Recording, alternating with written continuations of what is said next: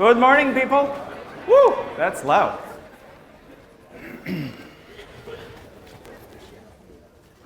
How's that? Better. Okay, so last time I introduced you to the notions of a vector and a matrix. Today I'm going to start by talking about matrix vector multiplication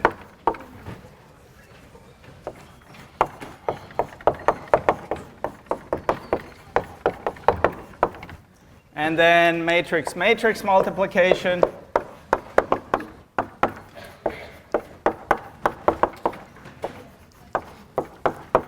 Then I plan to talk about the notion of linear dependence and independence of vectors.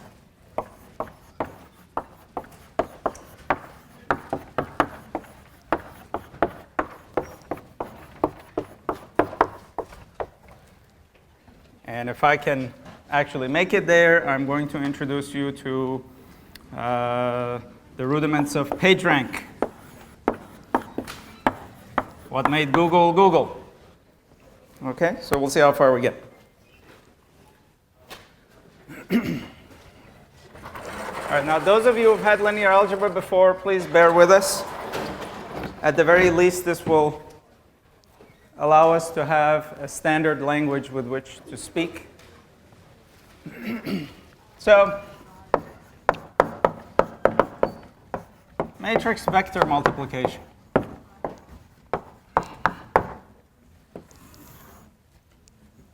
I'm going to do pretty much everything in 2 by 2 until PageRank, where the size gets a little larger. But you can extend what I say to other dimensions. Okay, so I'm going to look at a 2 by 2 matrix whose entries I'm going to label in this way. So this is my matrix A. So A, Mn is the entry in the mth row, nth column. Okay, so A12 is the entry in the first row, second column, and so on. And I have a vector x, which has 2 components, and I want to talk about AX. Let me go here, just so that the folks who come late can see the summary board.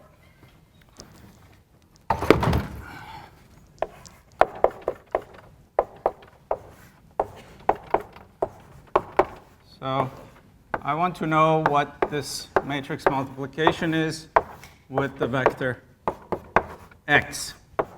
The way we do it is by correspondence. So I'm going to take this entry and multiply it by that. And then I'm going to take this entry and multiply it by that. And I'm going to sum these two to put them in the result, in the top part of the vector that results. So let me widen this a bit so I have enough room. So what is it? A11, x1. So A11 multiplies x1. And I add to that the product of A12 and x2. Okay? And I do the same thing in the bottom.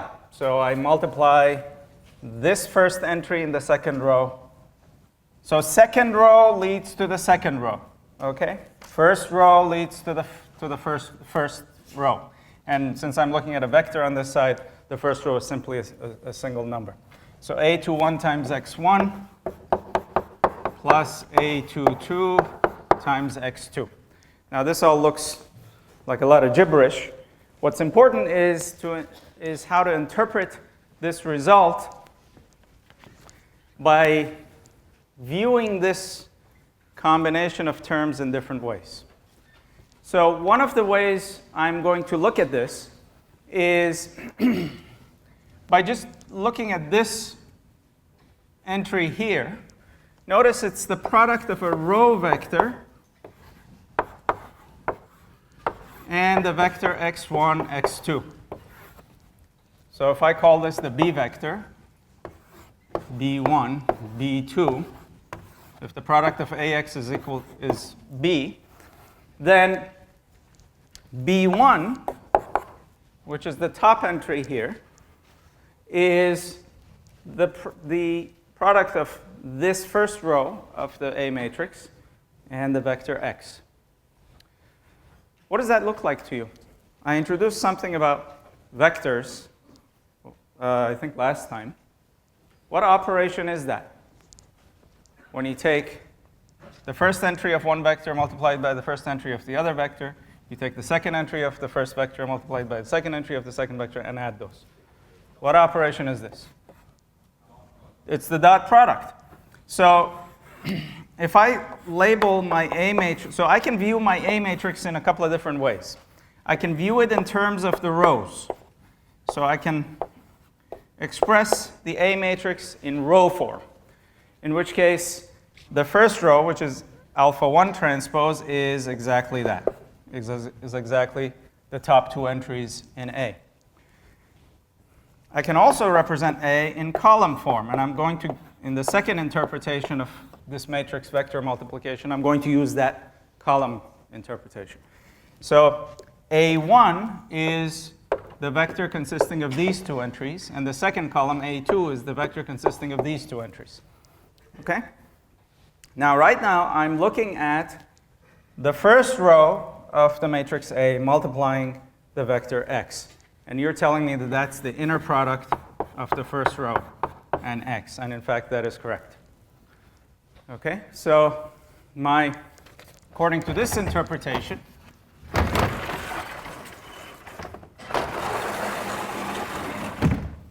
AX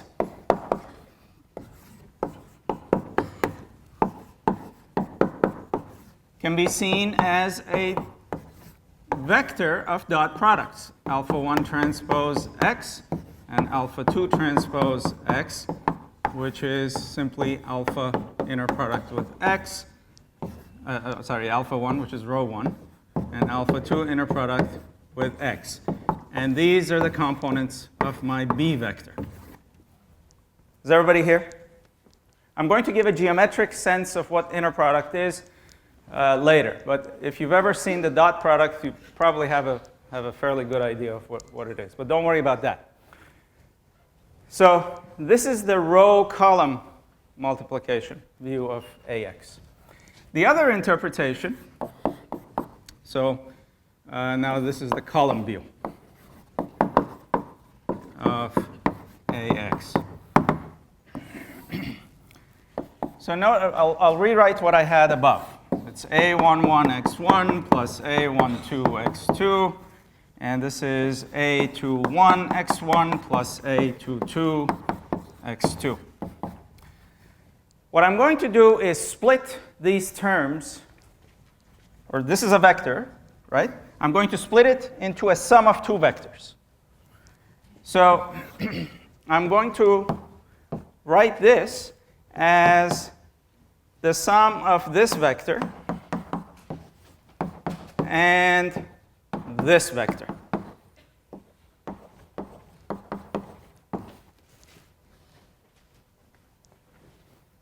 Can I do that?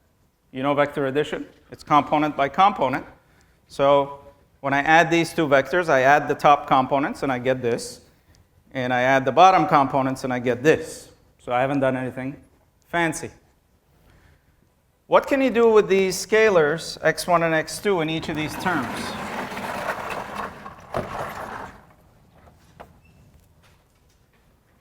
What do you know about vector scaling? Tell your neighbor. You got 10 seconds. What can I do to these to each of these two vectors?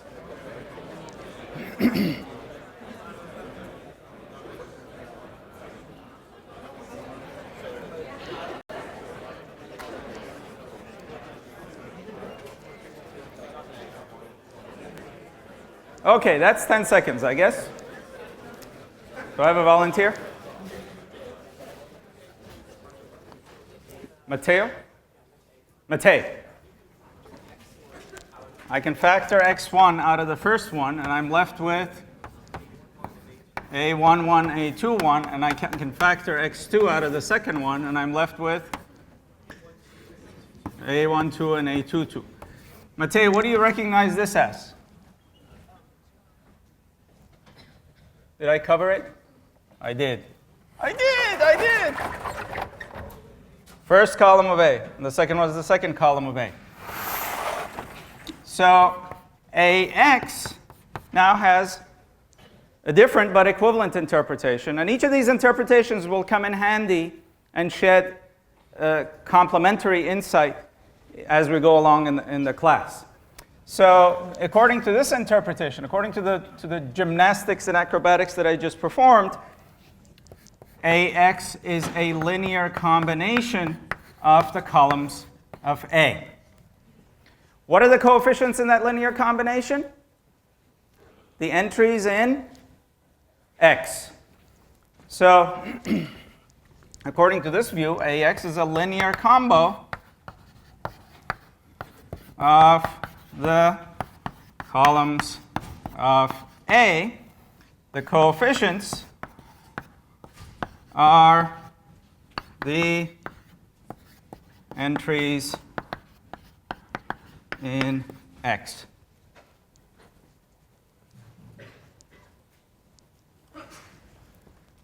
Now, if you think about this interpretation, we say AX equals B has a solution if we can find a linear combo of the columns of A to produce what? B. That's what it boils down to. Is there a way for me to linearly combine the columns of the matrix A to produce the vector B? And the three examples that we worked through in the past couple of lectures are distinguished by the answer to the question of whether we can actually find such a linear combination. If no linear combination exists that would produce B, then the system of equations has no solution. If a linear combination exists, then you have one of two situations. So if no linear combo exists, then no solution.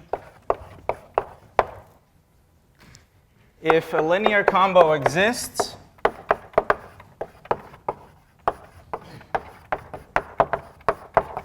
then you have one of two situations. You have a situation where there's a unique solution, and there's a situation where you have an infinity of solutions.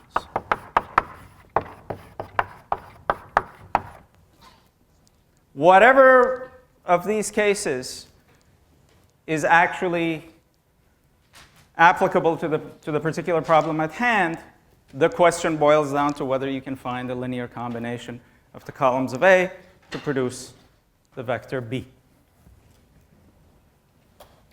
Any questions on what I've said? Yeah? I just have a question about something you did before with the alpha. Is that a column vector? So that's a good question. So let's talk a little bit about notation. Otherwise, we'll have trouble. So I'm looking at the matrix A, which is A11, A12, A21, A22. I said that we can look at this in terms of rows. And remember, I said anytime I talk about a row vector, I will always put that transpose up there. So there's no ambiguity for you when you're looking at it. Or I can look at the column vectors. Okay, so here, alpha 1 transpose is the vector A11, A12. Notice it's a row vector, which means if I want to get rid of this transpose, I'm going to have to turn this into a column vector. But let's not do that. Right? I want to have this visual image of the first row. And I define alpha 2 transpose the same way. It's going to be the row vector consisting of the bottom two entries. And then A1 is the second column. So it's A12 and A11 and A21. And the other row and the other column are defined in a similar way. Does that answer your question?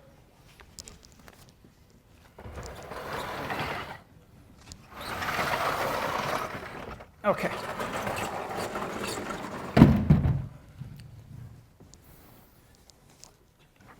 So we'll get back to this soon. I want to talk about matrix-matrix multiplication now. This is simply an extension of what you've seen already.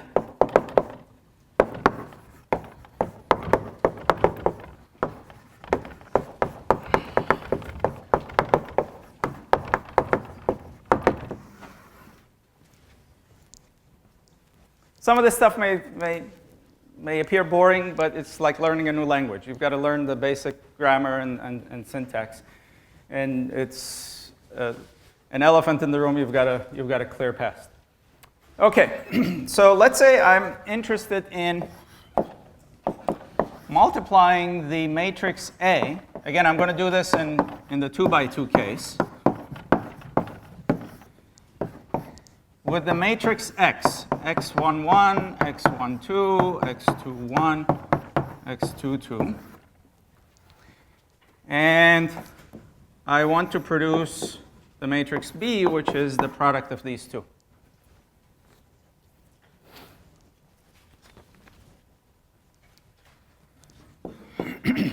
Well, I do exactly the same thing as before.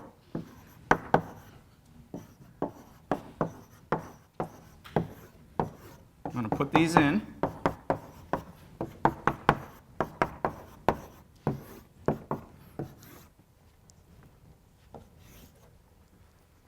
And before, I had the matrix A times the first column. Now I have the first matrix A times the first column, and I have another column in my result, which is the matrix A times the second column. That's how it's going to turn out. So there's nothing really fundamentally new. I'm going to take this, multiply it by that. I'm going to take the second one, multiply it by that. I'm going to add these two. And I'm going to stick them in here in the top left entry. So I have A11, X11, plus A12, X21. I'm going to do the same thing with the bottom row. So I have A21, X11, plus A22, X21. That takes care of my first column. And what's going to go in here? So tell your neighbor what goes in here and here, just to make sure everybody's on board.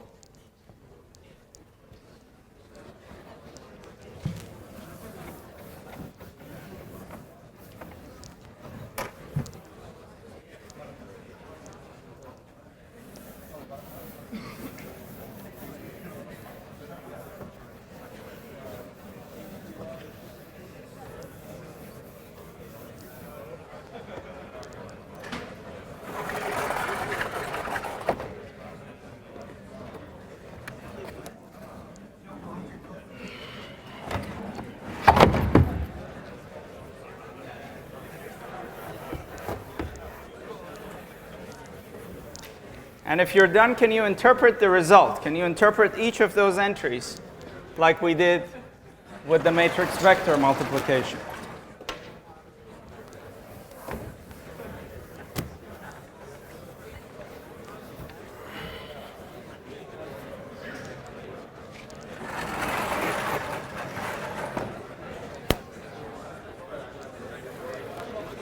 Okay, Matei is going to pick the next person. Or the next group, I should say.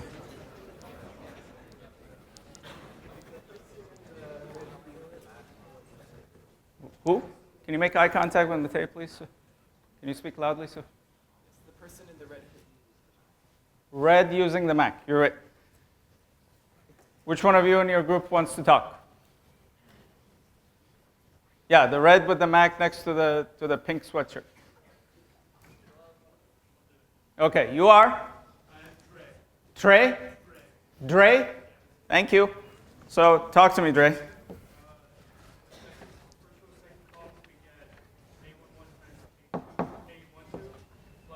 A11 times X12 A wait a minute. A11, yeah, A12 times X22. And then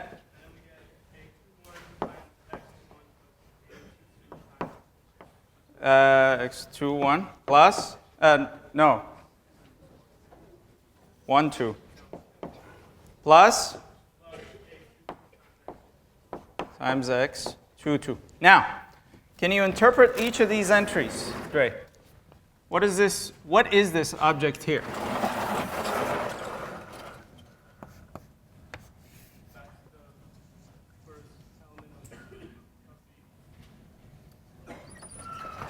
Right, so this is my B matrix. This whole thing is my B matrix. But in terms of the matrix A, or maybe the first row of the matrix A and the first column of the matrix X, what does that look like?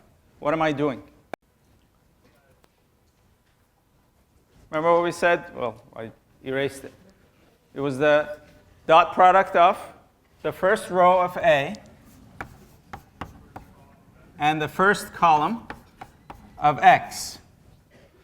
And this one is the first inner product of the first row of A and the second column of X, and the rest is similarly defined. This is the second row, first column, second row, second column. Okay?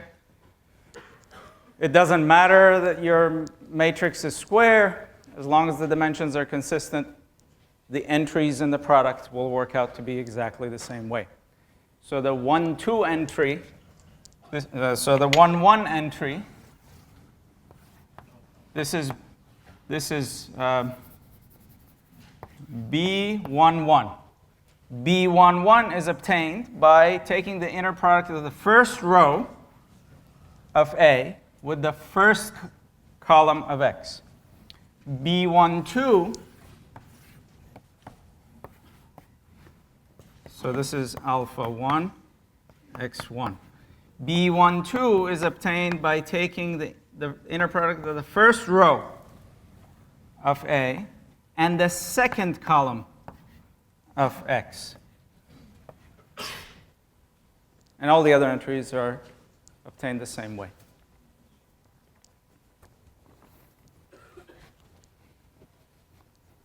Now I want you to think about this matrix multiplication in a slightly different way. When you look at the first column of B, what do you see?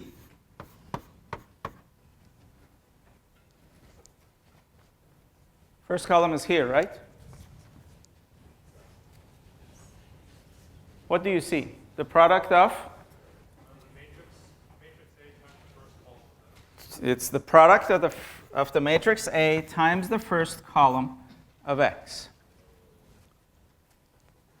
If you look at it, I haven't done anything new. It's exactly like what we did in the vector matrix multiplication. If you look at this column, it is precisely the product of the matrix A times the first column of X. And if you look at the second column of B, it's the product of A times the second column of X. So when we are looking at a matrix multiplication, we have this option of looking at the second matrix in column form and bringing this first matrix in. So I have A times X1 as one column. I have A times X2 as the other column.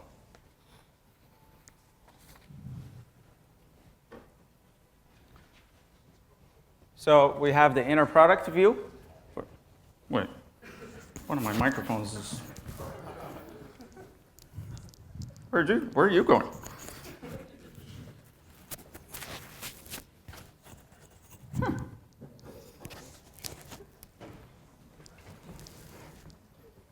I'm sensitive about small things crawling on the floor. We had a mouse intrusion in my house right before the election.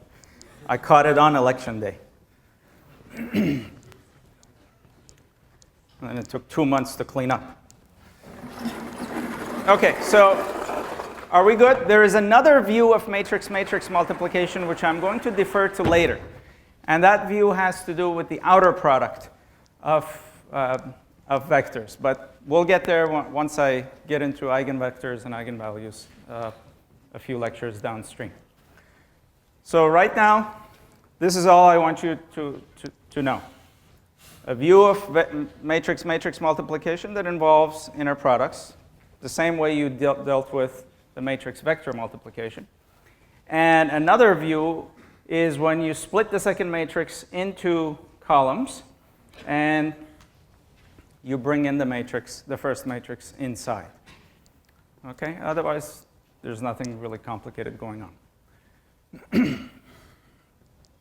Any questions?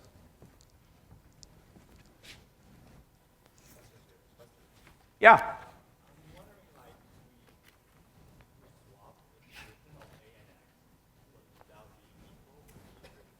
Okay, so that's a good question. So matrix multiplication in general is not commutative, like scalar multiplication. So if I have two matrices, let's say BC is not equal to CB in general. In fact, one of those multiplications may not even be defined, depending on the dimensions of B and C. There is a whole class of problems or family of matrices that are commutative, and they have very special properties, and books on advanced linear algebra talk about those and what some of their properties are and where they arise. But in general, this is not true with matrices. The other thing this brings up that I should mention is if you have a matrix B, which is m by n, you can multiply it by a matrix C that has a first dimension equal to the second dimension of the first one. And this could be n by q. And if you do that, you get a matrix D, which is m by q. Okay, so that's how the dimensions work. In the case of a matrix vector multiplication, this matrix is m by n. This must be n by 1. And the vector you get must be m by 1. So far, we've concentrated on square matrices. Later in the course, in the third module, when I come to least squares problems, then we'll be dealing with non-square matrices A. But for the first module, we're pretty much, as far as I can remember, exclusively working with square matrices. So it'll be n by n, n by 1, gives you n by 1. But in general, this is the relationship that's true. Again, the inner dimensions, the first dimension of the second guy must match the second dimension of the first guy. These two must match, otherwise you have problems. Now notice in this case, if Q and M are not the same, CB is not even defined. Right? Because the second dimension of Q, so in this case, if Q not equal to M, then CB is not defined. Because the dimensions don't match. Okay. All right, that's all I wanted to say about matrix vector multiplication and matrix multiplication. The next topic I want to discuss is linear dependence and independence of vectors.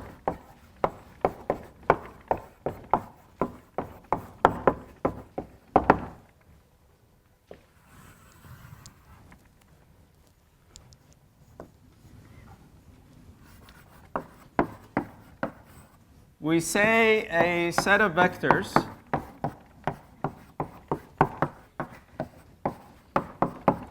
A1 through AN in Rm is dependent if a set of scalars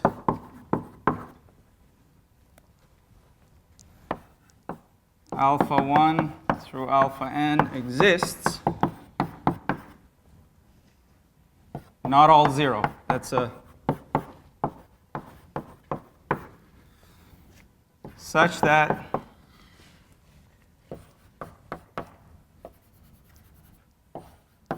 when I linearly combine those vectors A1 through AN,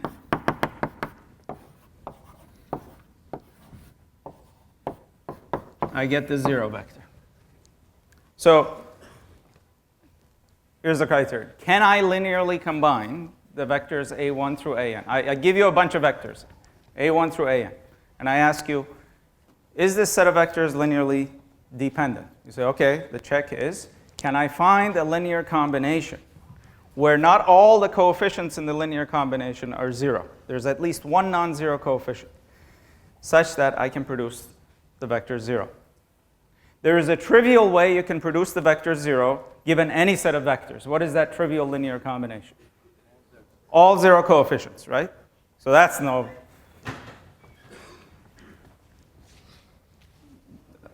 talent. You can put zeros as the coefficients of all these vectors and produce the 0 vector. The question is, can you install a set of coefficients, not all of which are 0, such that you get 0 as a result? If the answer is yes, then this set of vectors is linearly dependent. If no, and in the good tradition of mathematicians, a set of vectors A1 through AN is independent if it is not dependent. I kid you not. In other words, if I give you a set of vectors, A1 through AN, and the only linear combination that exists that would produce the 0 vector, then you say that those vectors are linearly independent. Okay, so no non-trivial linear combo. So I should put an IE. Combo produces the 0 vector.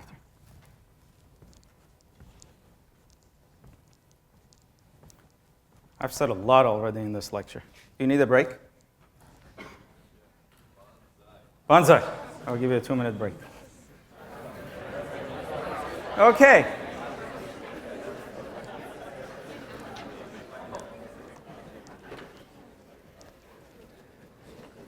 By the way, if the font size I'm writing with is not visible from the back, please let me know, because I don't want to get you lost because of such things. So I'm going to ask you a couple of questions about this linear business of linear dependence and independence. Quick fire questions, huh?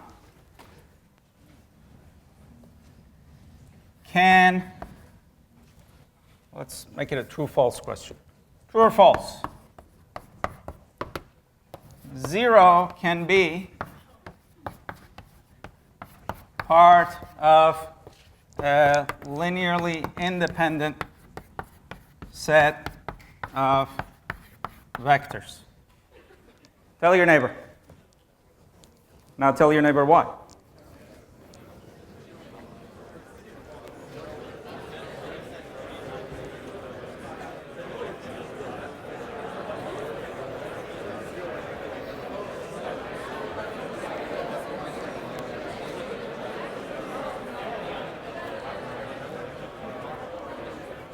Okay. Who was my last victim? Up there some. Can you pick the next person, please? Oakland A's hat. Where are you? I don't see it from here. Oakland A's. True or false? What did your group say? True? Who says true? Who says false?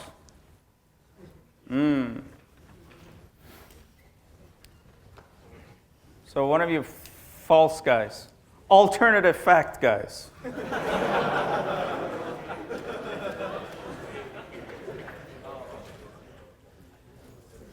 Zero cannot be part of any linearly independent set of vectors because we can always construct a non-trivial linear relation among them. Yeah, let's say my first vector is 0 in my set. You can always attach a non-zero scalar. I can always attach a non-zero scalar to 0 and 0 to everything else.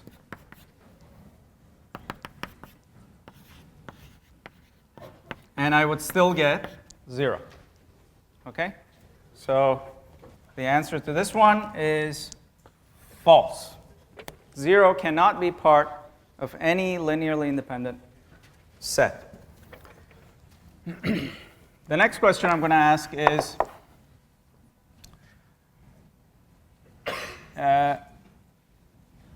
we can express, so true or false again, true or false. A1 through AN are linearly dependent, given. Okay? So true or false, we can express one of them in terms of the others. Or I should say, as a linear combo of the others.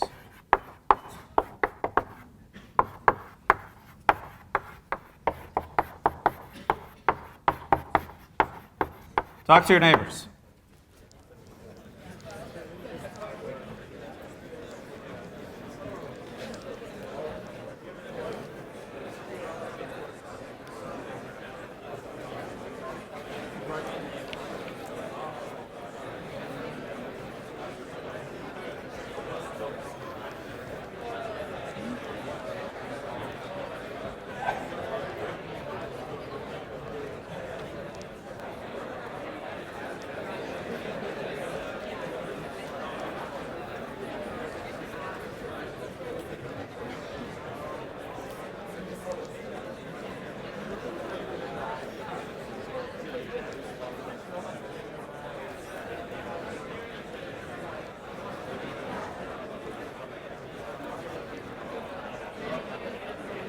Okay.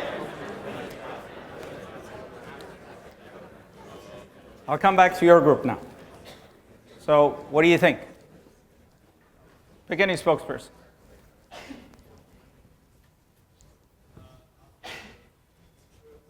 True. Who says true?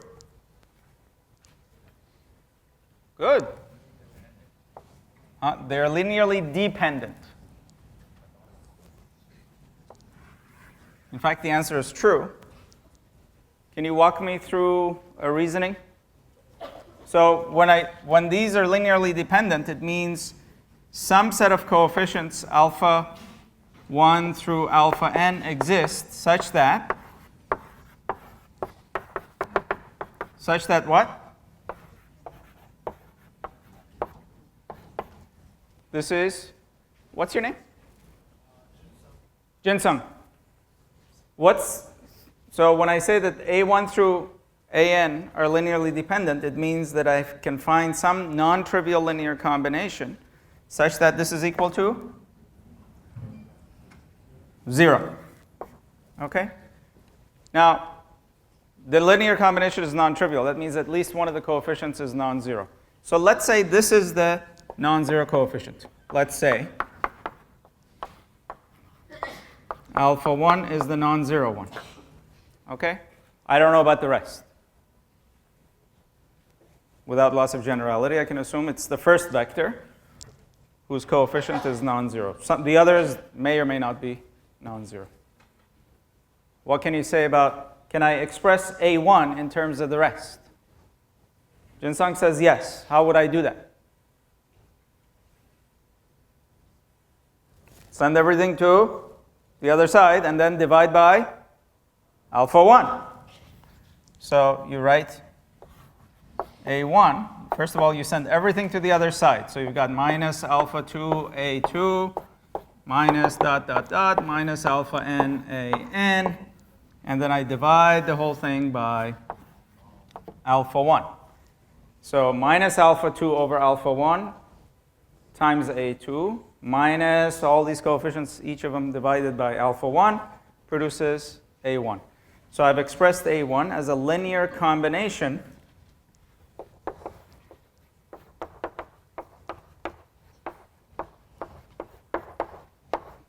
of A2 through AN. Okay?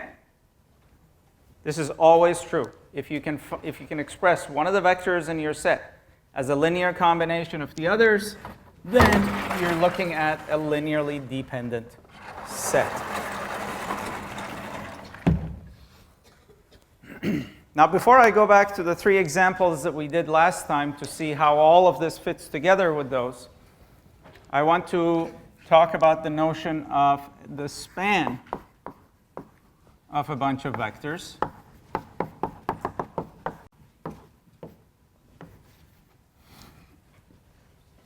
I give you a bunch of vectors in Rm.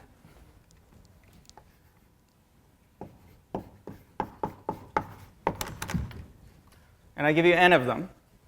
So n may be less than, equal to, or greater than m. At this point, I don't care. All I know is that I've given you a bunch of vectors. The span of these vectors is the set of all linear combinations of A1 through AN. And if you want to write it more fancily, the set of all linear combinations where these coefficients are free variables. Free scalars.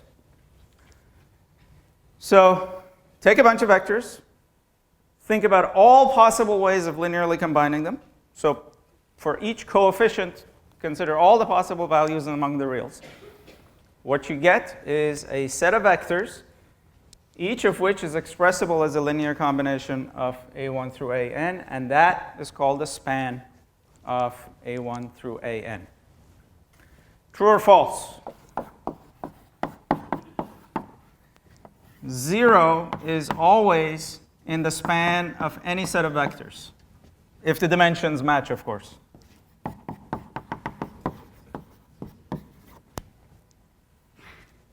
True? So if it's true, then you've got to give me a linear combination. All zeros. So the all zero, the trivial linear combination, I haven't excluded the all zero linear combination here.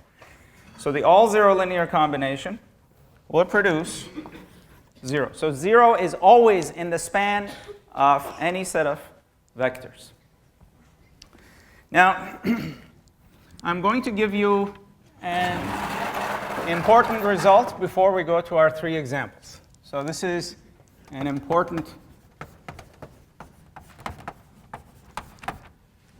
result or fact or theorem, lemma, alternative fact, I don't care what you call it. It's important. A set of vectors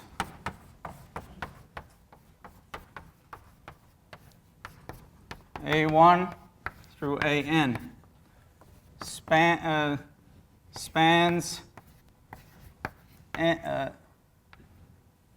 every vector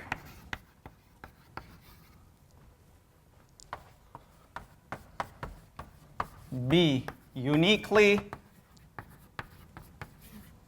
if and only if it spans the 0 vector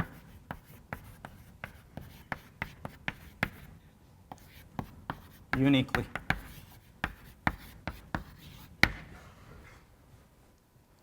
It's a pretty powerful statement. That if I'm living in this universe of vectors, and I give you a bunch of vectors a1 through an, this result says any vector in that universe can be written as a linear combination of a1 through an in a unique way, if and only if the 0 vector can be written as a linear combination of a1 through an in a unique way. We already know that 0 can always be written as a trivial linear combination of a1 through an. So what does this result say about the linear dependence or independence of a1 through an? Must be linearly independent. In other words, a set of vectors a1 through an can be linearly combined in a unique way to produce an arbitrary vector b in the space that they're living in, if and only if the only linear combination that produces the 0 vector is the trivial linear combination, which means that a1 through an must be linearly independent. This will take a little bit of time to sink in, and I don't expect it to sink in even by the end of this lecture. I will just outline the proof for you and let you chew on it and talk to the TAs or come and talk to me if you need more help with it. So one direction of this is very straightforward. So a1 through an define, or I should use the same language, span every b uniquely, then of course it's obvious that they span 0 uniquely. So that direction of the proof is straightforward, because what did we say? 0 is always within the span of any set of vectors. So if a set of vectors a1 through an spans every arbitrary b in their universe uniquely, then certainly 0 is in their universe, so they span 0 uniquely. So the non-trivial part of the proof is going the other direction. The non-trivial part is if a1 through an spans 0 uniquely, how do we show that they span an arbitrary b uniquely? This is the non-trivial part. So let's say there is more than one. So let's say this is true. The left part is true, the premise. And let's say that B can be written as 2 different linear combinations of A1 through AN. So I have one linear combination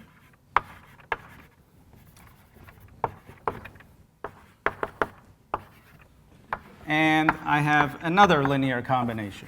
Let's say I have another set of coefficients that I can use to combine these vectors to produce B. Okay? Then I can subtract these two. B minus B, I know is 0. And on the right-hand side, I have the summation of alpha n minus beta n, a n. All these gamma n's. The sum is over all n. So what I found now is a linear combination, namely the gamma n's, of the vectors a n that produces the 0 vector. What do you know by the premise? Huh? There's only one way to produce the 0 vector using these. So what can you tell me about gamma n's, which I've defined as alpha n's minus beta n's? They must be 0, which means these two are not two distinct linear combinations. So again, I don't expect this to all sink in and be processed, but go back and chew on this a little bit more. The important thing is to realize that this important statement, which is not intuitive at all, basically says that I can produce any arbitrary vector B in my space if and only if the vectors A1 through AN are linearly independent. Because only linearly independent vectors span 0 uniquely. And that unique way is when every coefficient in the linear combination is 0. So let's see how this all relates to the 3 cases that we did. And now I'm going to split the class into 3 groups. So this group, and this group, each of you will handle one of the cases. Okay? So let's go back to our equations. So that side will handle this set of equations. Actually, I'm going to write them in matrix vector form already. So I have 1 minus 2, 3, 2 times x1, x2. I used xy last time, equals 1, 11. Okay? So this was one set of equations. So you folks on that side, please work on this. The other one was 1 minus 2, 3 minus 6, x1, x2 equals 1, 3. Okay? So middle part, work on this. And then the last example was 1 minus 2, 3 minus 6 is, times x1, x2 equals 1, 12. Okay? So what I want you to do, now that you know that this matrix vector multiplication, you had the system of 2 equations and 2 unknowns. I've just written them in matrix vector form. And instead of xy, I'm using x1, x2, just so that we're consistent when we're going to higher dimensions. So you know that this is a linear combination of the columns of A. This is A, x equals B. So this one is x1 times 1, 3 plus x2 times minus 2, 2 equals 1, 11. So the question that we're trying to answer is, in each of these cases, is there a linear combination of the columns of the A matrix that produces the B vector? If the answer is no, there's no solution. So one of your groups will find that one of these has no solution. Okay? The other 2 groups will bump into a situation where you'll see that there is a linear combination that produces the B vector. And then you bifurcate. One group will find that there is a unique linear combination. And the other group will find that there's no unique linear combination. So get to it. Talk to each other. And it also will help if you draw the vectors, the column vectors of A and the vector B in a diagram and see graphically how that works out.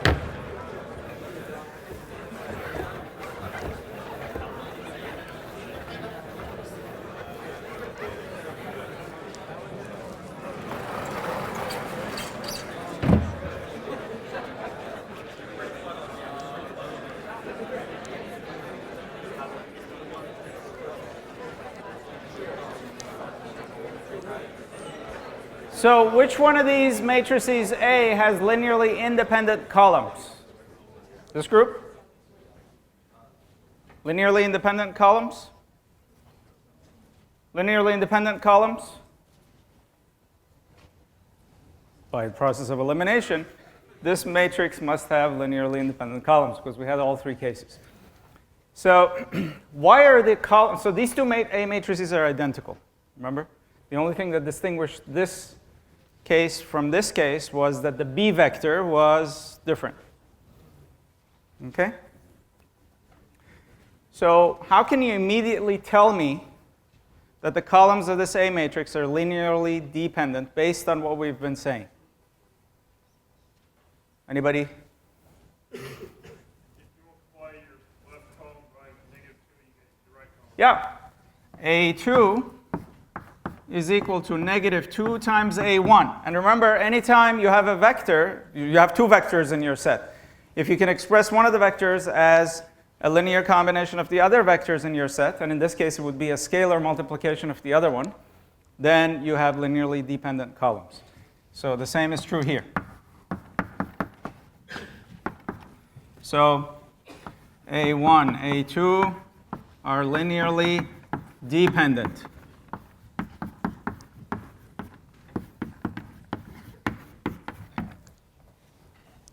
So the unique solution is obtained here, and we've already done that, the unique solution. So let's just draw that pictorially. So I have 1, 3. I hope it fits here. Maybe I should go to another board. I'll go to this board here. So the left case,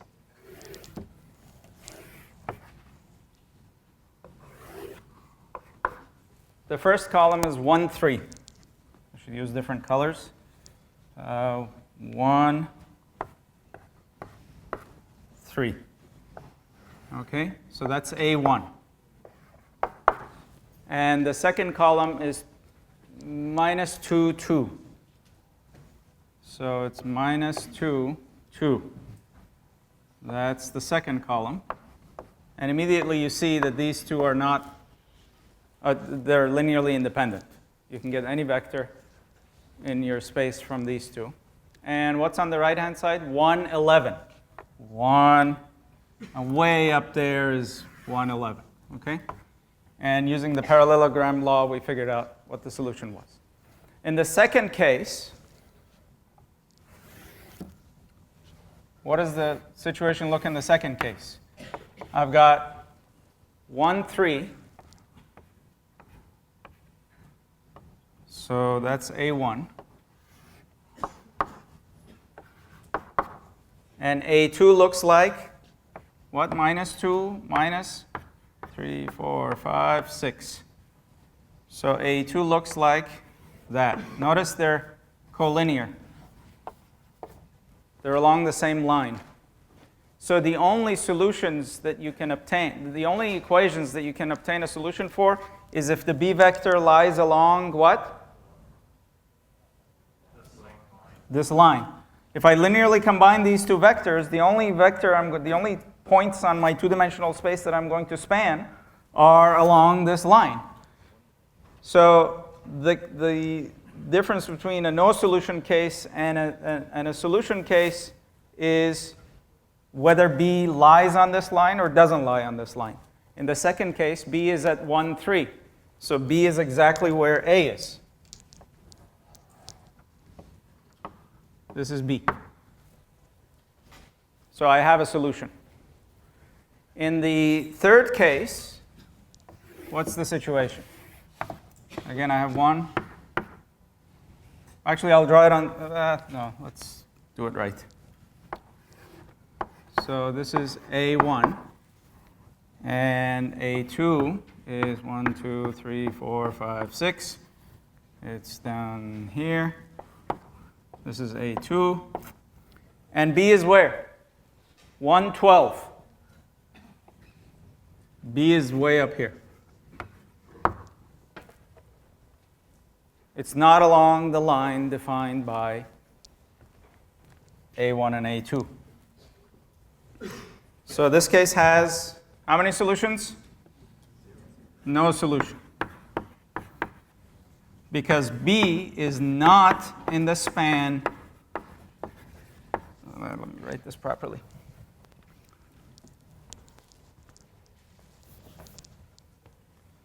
B is not in the span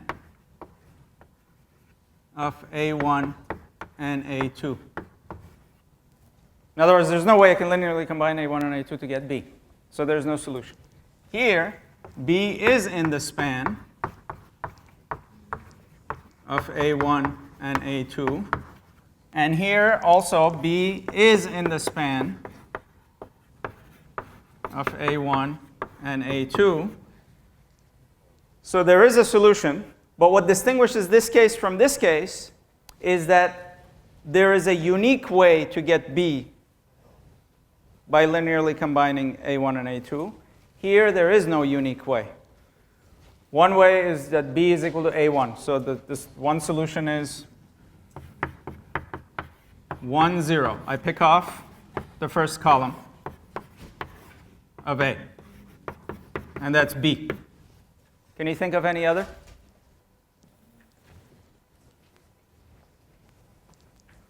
Can you think of another solution here?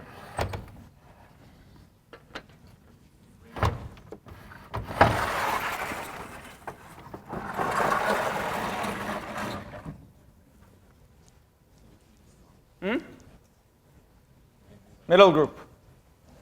Can you think of another solution?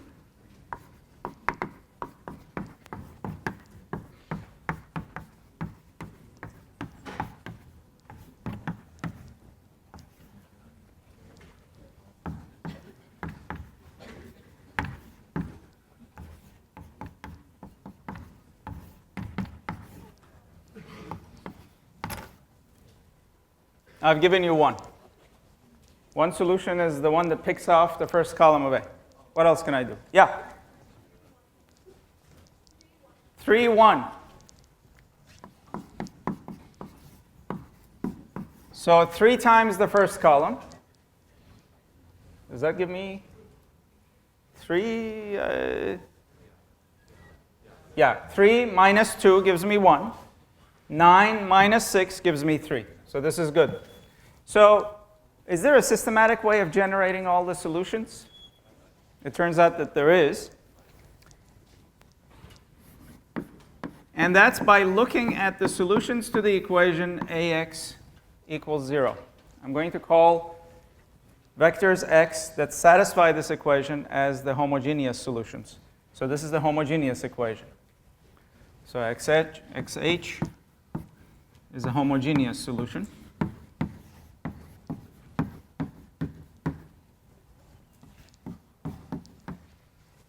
And I also look at some particular solution that I find by hook or by crook.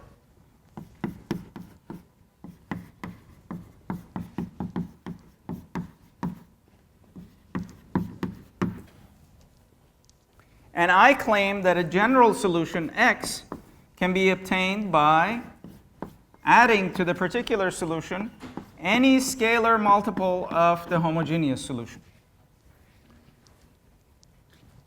I'm going to say a bit more about how this works in a moment, but assume that I have found the homogeneous solution.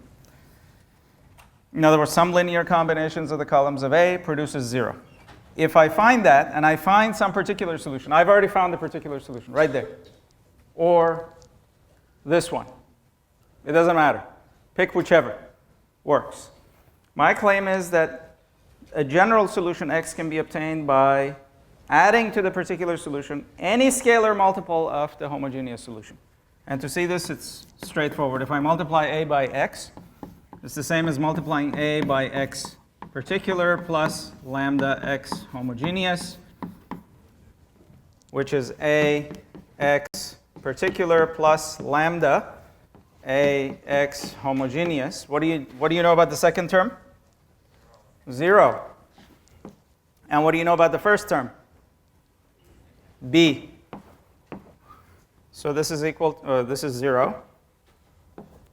And that's B. So I have my infinity of solutions. Lambda is unrestricted. I can put any scalar lambda in this equation. Now, where does the homogeneous solution come from? Well, notice in the last two cases, well, right now we're focusing on this one. The columns of the matrix A are linearly dependent. That means there is a non-trivial linear combination of these columns that produces the zero vector. Isn't that what linear dependence means? These columns are linearly dependent. And in fact, you've already told me that. You've already told me that 2A1 plus A2 equals 0. Isn't that what you've told me? The second column is minus 2 times the first column. So can you, from here, write the homogeneous solution? What does this represent? A times which vector? 2, 1. That's my homogeneous solution.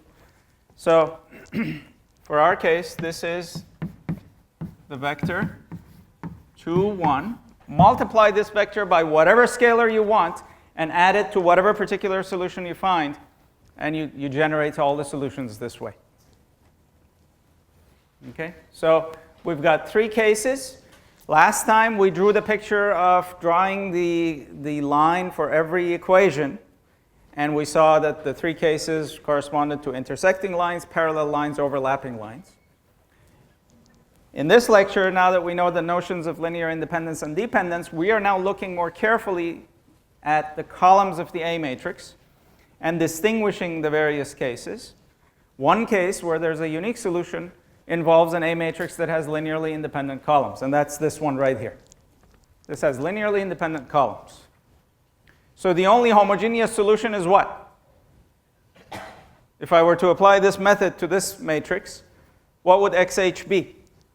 0, the zero vector. So I'm not generating an infinity of solutions because I'm multiplying lambda with the 0 vector.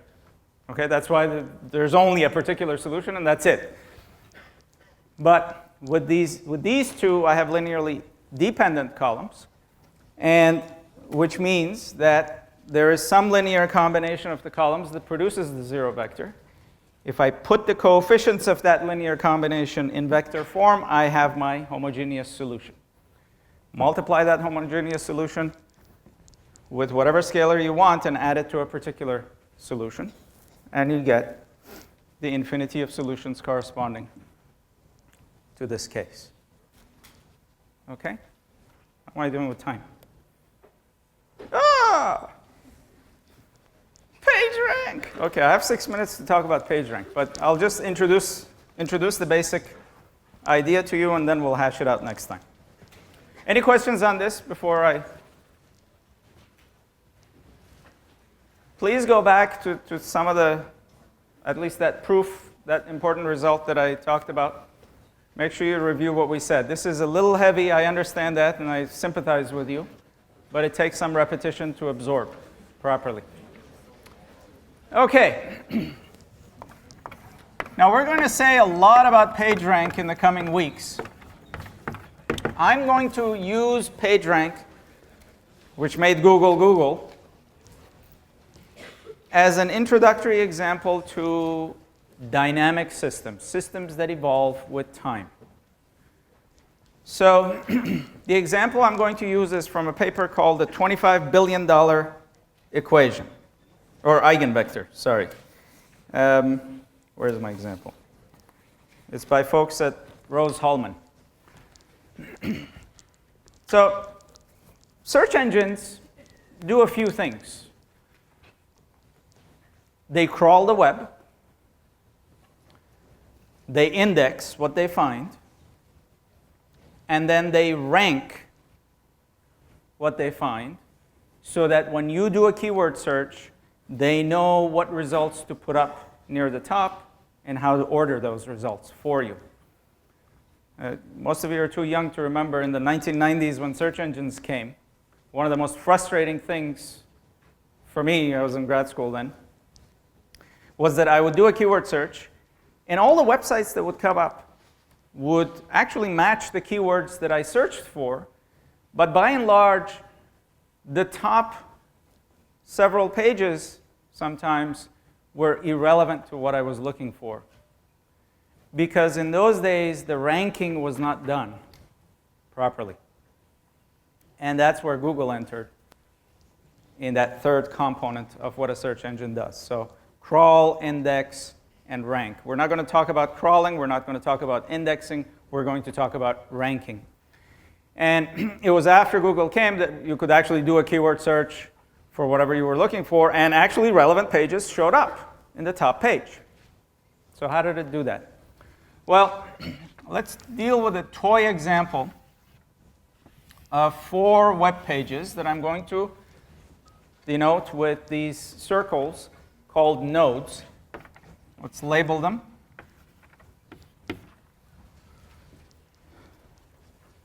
Websites link to each other. So let's say the link structure for our example is 1 links to 2, 2 links to 4, and 3 links to 1, 1 links to 3,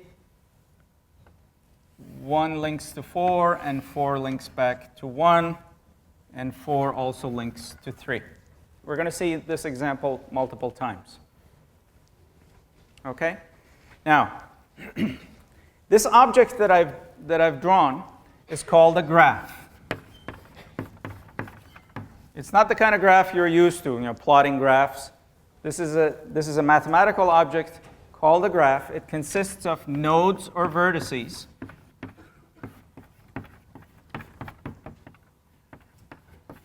So this particular graph has 4 nodes, and it's got edges or branches.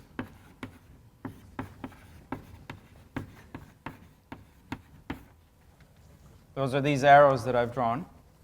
This particular graph happens to be a directed graph. This is a directed graph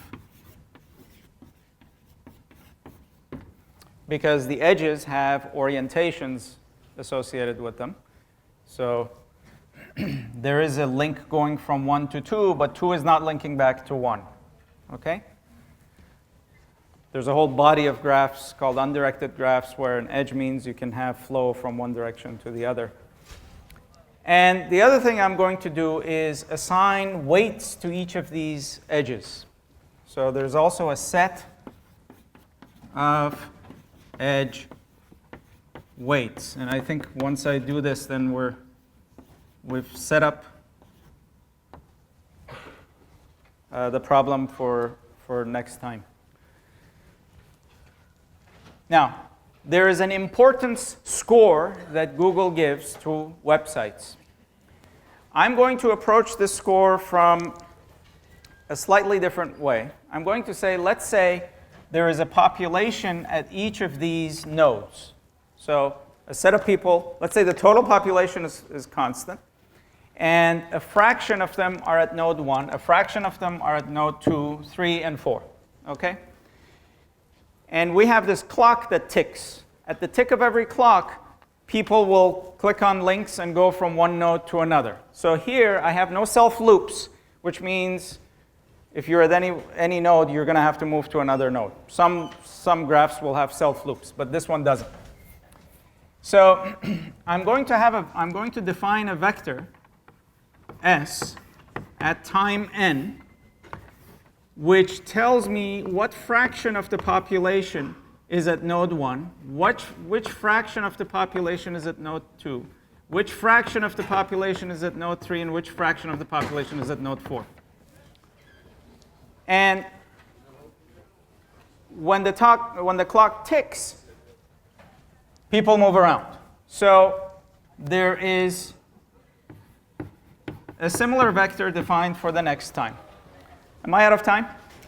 I am. OK, so I'll set this up. I don't want to rush through this. So that's the basic setup, and I'll hash it out for you next time.